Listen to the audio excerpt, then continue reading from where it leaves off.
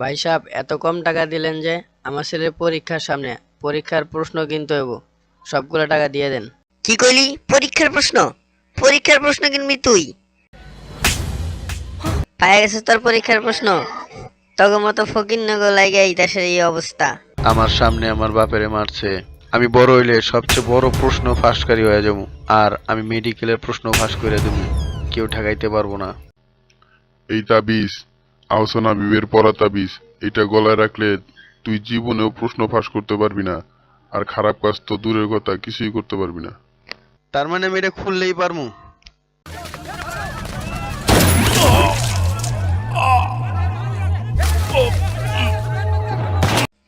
তোর এত বড় সাহস, পুলিশ হয়ে আমার এলাকায় প্রশ্ন ফাঁস করস? তোরে তো ফুটা করে দিমু।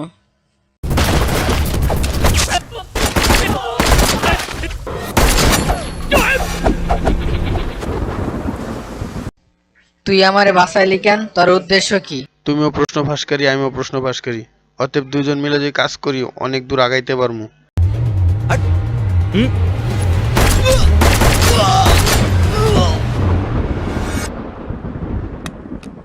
তুই ওরে মারলি কে? হ্যাঁ, আমি ওরে ধরে আনছি, আমি ওরে শাস্তি দেবো।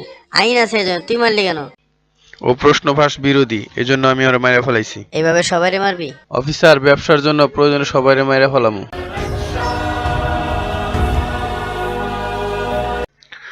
স্যার, শহরে নাকি নতুন করে প্রশ্ন ফাঁস হচ্ছে।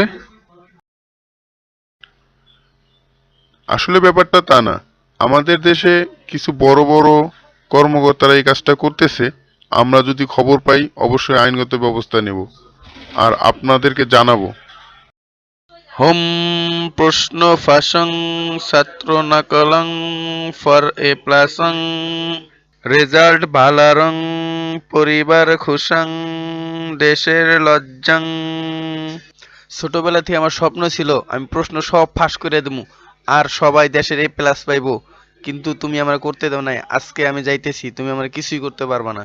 আর তোমার তাবিজ কোনো কাজে লাগলো না। আহসান হাবীবের তাবিজ আহসান হাবীবের মতোই বন্ড।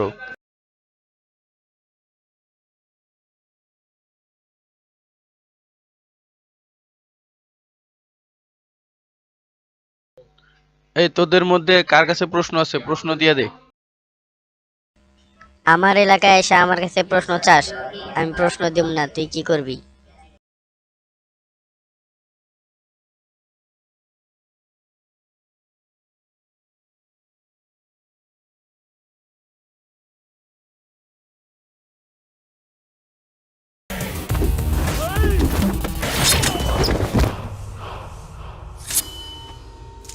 প্রশ্ন ফাঁসকারীর ঠিকানা পেয়ে গেছি।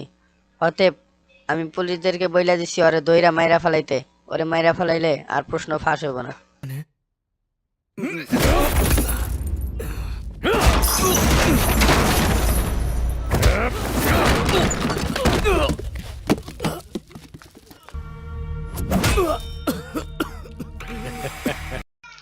আমার প্রশ্ন আর ফাঁস করা হইল না।